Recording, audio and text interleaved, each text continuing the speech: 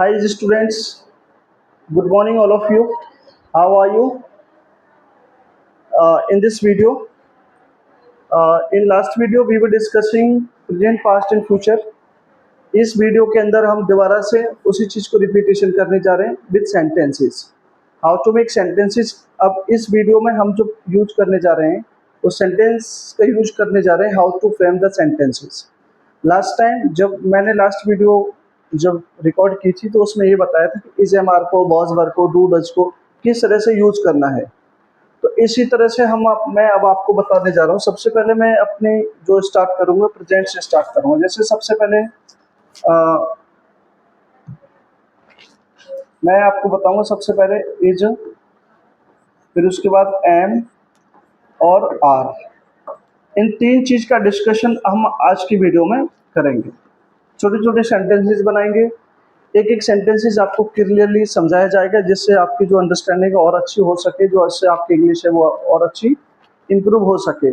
कहीं कोई आपको प्रॉब्लम है किसी भी तरह की तो आप हमें कमेंट के थ्रू इन्फॉर्म करेंगे. तो फर्स्ट वन अगर मैं बात करूंगा इज, तो इसका मतलब मैंने लास्ट टाइम आपको बताया था है.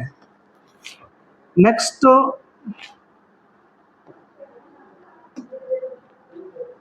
ये इज है,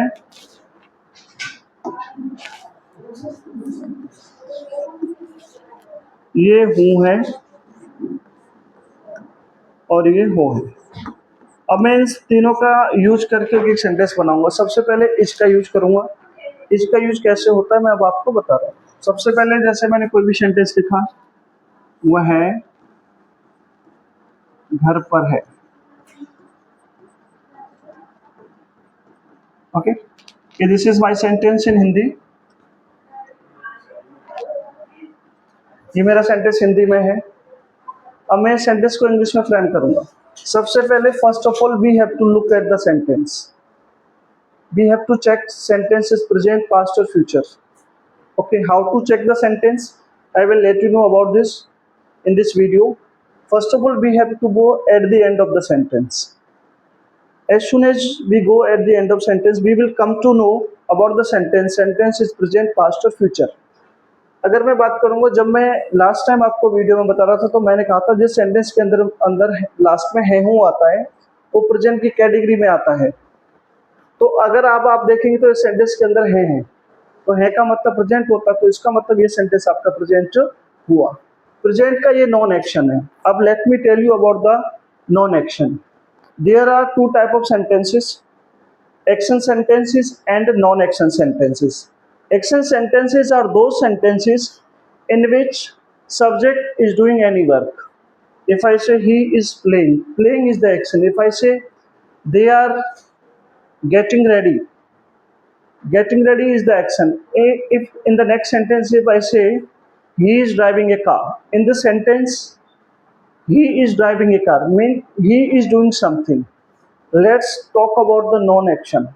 Non action means the subject is not doing any work. If I say he is my friend, he is my classmate, it means in this sentence subject is not doing any action. So all these sentences are non action sentences. And wherever any action is happening, that sentence comes in the category of action sentences. Now this is the non action sentence. ये हमारा non action sentence और sentence हमारा present का है. तो सबसे पहले हमें ये चेक करना है sentence is positive, negative और interrogative. Okay, वह घर पर है, it means ये हमारा जो sentence है positive है. इसके अंदर नॉट नहीं आ रहा, इसके अंदर कोई WH फैमिली वर्ड नहीं आ रहा, तो इंट्रोगेटिव हो नहीं सकता. नॉट या नो नहीं आ रहा तो नेगेटिव नहीं हो सकता. इसलिए ये हमारा जो सेंटेंस है पॉजिटिव है. What is the rule for positive? For positive first of all we have to place the subject. After placing the subject we have to place the HV. HV means helping verb. Helping verb will be placed according to subject. We have to look at the subject. If subject is singular, then we have to place the helping verb according to singular subject. If subject is plural there, then we have to place the helping verb according to plural subject. We have to look at the helping verb. Okay, वह घर पर है, it means ये हमारा positive है और इसके अंदर हमें सबसे पहले हमें सब्जेक्ट वो है तो ही. अब है की इंग्लिश होती है is. he is at home. Okay, this is the positive sentence. Okay, next, इसी सेंटेंस को I have to turn the same sentence into negative. तो first of all we have to change Hindi. Okay, वह घर पर है, इसका negative होगा वह है घर पर नहीं है. ओके, इसका जब किसी भी सेंटेंस को पॉजिटिव से नेगेटिव में ट्रांसफॉर्म करते हैं तो हमें हेल्पिंग वर्ब के बाद नॉट लगाना होता है. तो हेल्पिंग वर्ब हमारी यहाँ पे क्या इज है, तो इज के बाद अगर नॉट लगाएंगे तो he is not at home होगा. ओके, अब किसी भी सेंटेंस को, अब इस सेंटेंस को जो पॉजिटिव है उसको हमें ट्रांसफॉर्म करना है इंटेरोगेटिव में. टू टाइप्स ऑफ इंट्रोगेटिव होते हैं. एक वो इंट्रोगेटिव होता है जो क्या से स्टार्ट होता है, एक वो इंट्रोगेटिव होता है जिसके अंदर डब्ल्यू एस फैमिली जो सेंटेंस के बिटवीन आती है, यानी कि सेंटेंस के बीच में आती है. तो बहुत जो सेंटेंस हैं उनके डिफरेंट डिफरेंट रूल्स होते हैं. तो फर्स्ट ऑफ ऑल हम उस इंट्रोगेटिव की बात करेंगे जो क्वेश्चन पूछता है. अगर इसी का मैं इंट्रोगेटिव बनाऊंगा तो होगा क्या आप, सॉरी, क्या वह घर पर है. नेक्स्ट हमें इंट्रोगेटिव साइन भी इसमें लगाना पड़ेगा क्योंकि हमारा ये जो सेंटेंस है वो इंट्रोगेटिव है. Okay, let me tell you one more thing. जब कोई भी सेंटेंस क्या से स्टार्ट होता है तो हमेशा हेल्पिंग वर्ब को पहले प्लेस करना है, यानी कि पहले रखना होता है. तो हेल्पिंग वर्ब हमारी यहाँ पे क्या इज है, तो इज को हम पहले लेके आएंगे. Is he at home. Okay, this is the interrogative number 1 and at the end of the sentence we have to place interrogative sign because sentence is interrogative. Next, this is positive and next negative, and this is interrogative. Next, WH interrogative. WH interrogative means वह है घर sorry वह घर पर क्यों है. Okay, अब इसको हम ट्रांसफॉर्म करेंगे इंग्लिश में.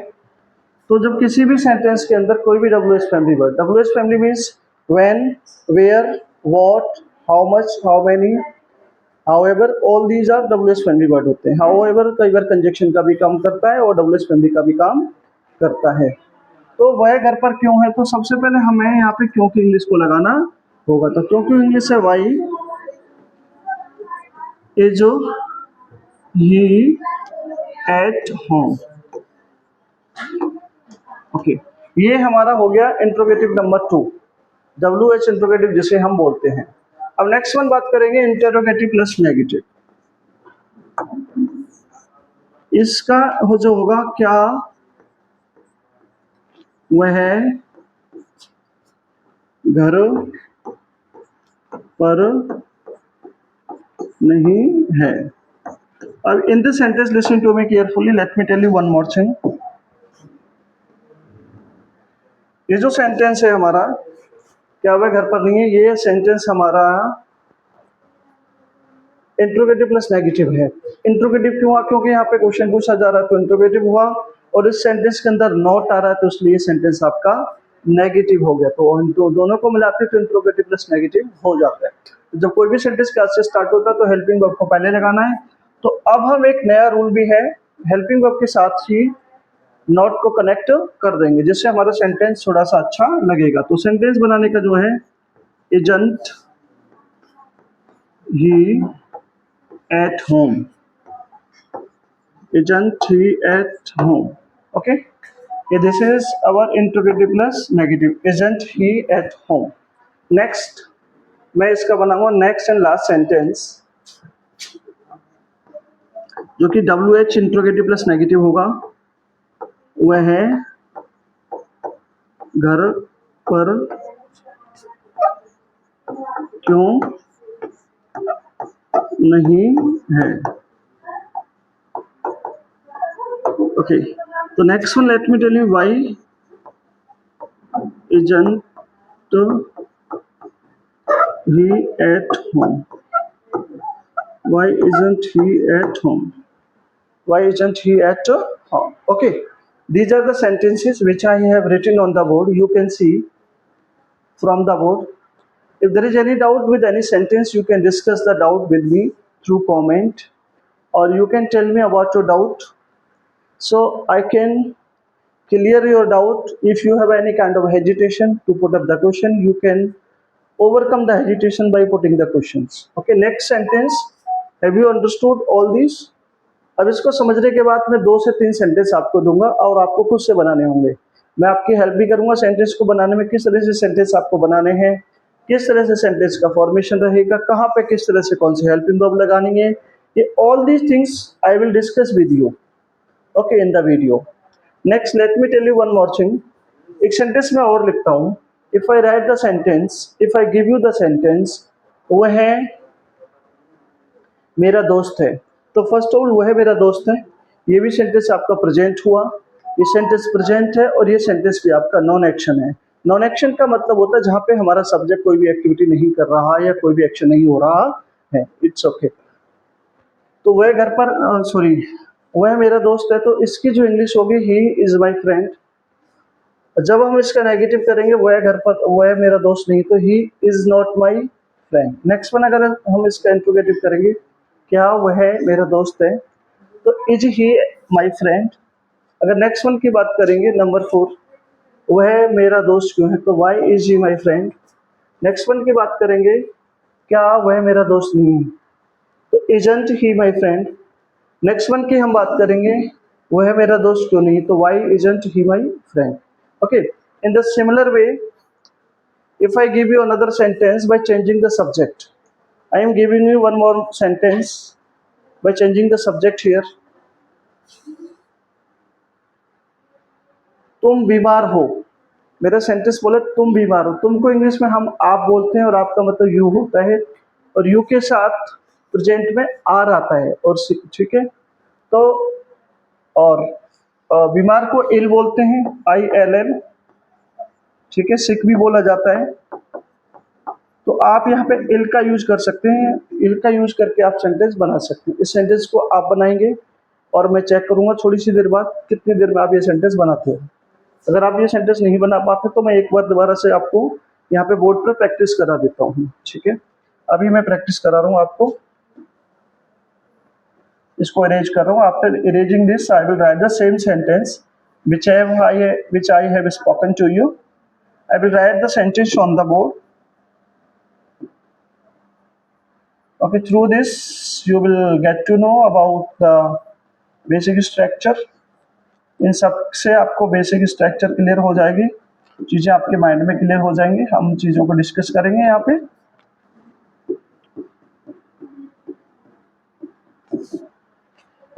Okay, after erasing this let me erase this first, let me clean the board first.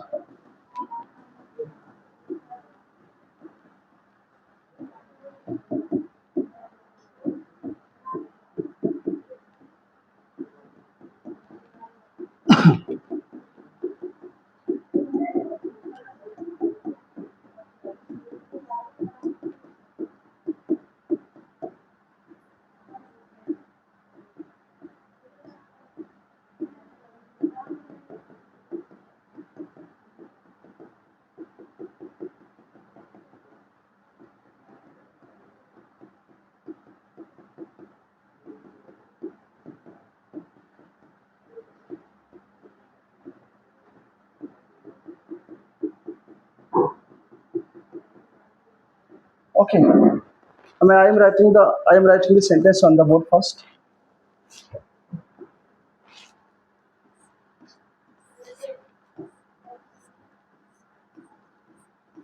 तुम बीमार हो,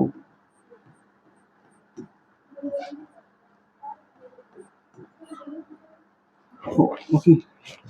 नेक्स्ट, तुम बीमार नहीं हो, तुम बीमार नहीं हो।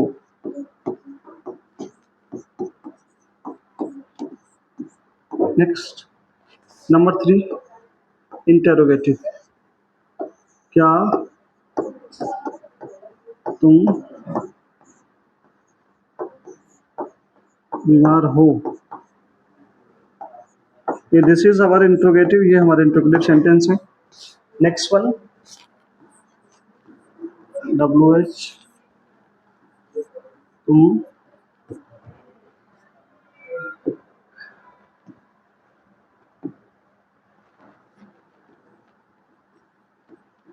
बीमार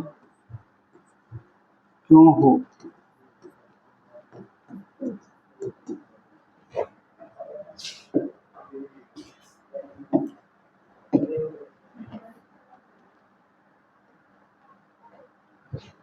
नेक्स्ट,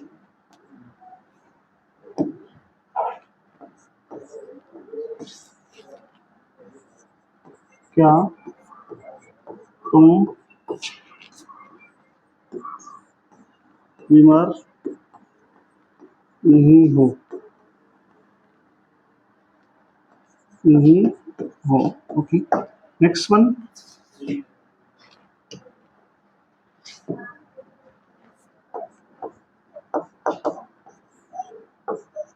तुम बीमार क्यों नहीं हो? Okay, next, listen to me carefully. Okay, these are the 6 sentences I have written on the board. ये 6 sentences जो कि मैंने बोर्ड पे लिखे हैं। अभी आपको एक एक करके समझाऊंगा। जैसा मैं अभी आपको पहले थोड़ी देर पहले बताया है, ये हमारा पॉजिटिव हुआ, ये नेगेटिव हुआ, ये इंट्रोगेटिव हुआ, ये WH इंट्रोगेटिव हुआ, क्योंकि इसमें क्यों सेंटेंस के बीच में आ रहा, तो ये WH इंट्रोगेटिव की कैटेगरी के अंदर आ जाता है। ये इंट्रोगेटिव प्लस नेगेटिव हुआ, ये WH इंट्रोगेटिव प्लस नेगेटिव हुआ। तो सबसे पहले हम तुम बीमार हो, इसको इंग्लिश में बोलते हैं you are ill, you are ill, okay. Next है you are not ill, okay. Next, अब ये हमारा सेंटेंस हो गया इंटरोगेटिव। देखिए, जब कोई भी सेंटेंस क्या से स्टार्ट होता है तो हमेशा हेल्पिंग वर्ब को पहले लेके आते हैं। तो सबसे पहले are you ill, okay. Next one अब आ जाता है WH फैमिली। जब सेंटेंस के बीच में कब, क्यों, कहाँ, कैसे, किस तरह से, किसी भी सेंटेंस के अंदर कब, क्यों, कहाँ, कैसे, कितना, कितनी बीच में आते हैं, तो सबसे पहले हमें इनकी इंग्लिश लगानी होती है। तुम बीमार क्यों हो, तो सबसे पहले why are you ill, okay. Next one, ये इंट्रोगेटिव प्लस नेगेटिव है, क्या तुम बीमार नहीं हो, तो are you not ill. Next one, why are you not ill. इस तरह से सेंटेंस को हम बना सकते हैं, why are you not ill, और वाई आरंट यू इल भी बोल सकते हैं, यानी हम जो नॉट लगाते हैं वो आर के साथ भी लगा सकते हैं। तो ये हमारे सेंटेंस बनाने का तरीका है, इस तरह से हम सेंटेंस को बना सकते हैं, ठीक है। अब आपको समझने में कहीं कोई प्रॉब्लम है तो मैं दोबारा से एक्सप्लेनेशन कर देता हूँ।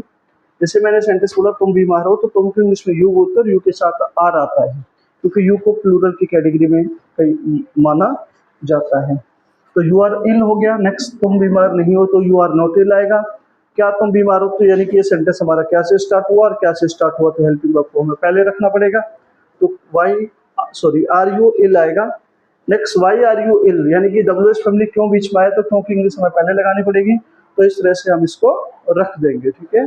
अभी हमारे बोल रहे, अब हमारे पास बचता है एम, ईच का सेंटेंस हमने कर लिया। अब हमारे पास बचता है एम, और एम का सेंटेंस भी हम करने जा रहे हैं। नेक्स्ट, हम जो सेंटेंस करेंगे वो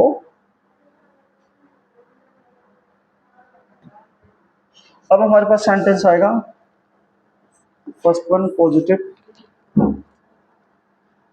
मैं रास्ते में हूँ, मैं रास्ते में हूँ, ओके।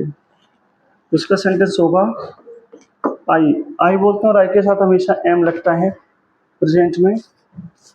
अगर जहाँ ये एम का यूज हो रहा है वहाँ की बात करूँ, I am on the way, I am on the वे।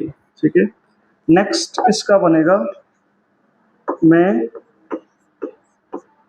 रास्ते में नहीं हूँ।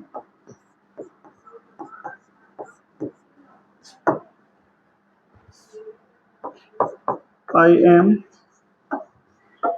Not on the way. Okay, next आएगा इंटरोगेटिव नंबर 3। क्या मैं रास्ते में हूँ? रास्ते में हूँ। Am I on the way. Next one आएगा मैं रास्ते में क्यों हूँ?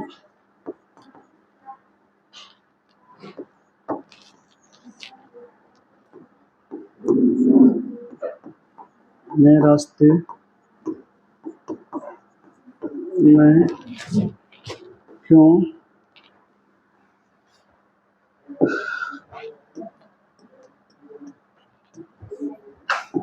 मैं रास्ते में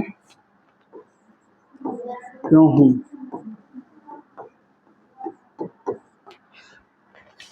तो why am I on the way. Okay, next one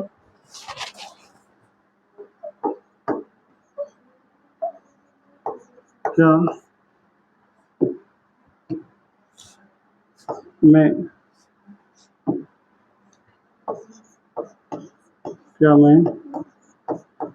रास्ते में नहीं हूँ? तो am I not on the way. Okay, next sentence आएगा 6 नंबर, मैं रास्ते में क्यों नहीं हूँ।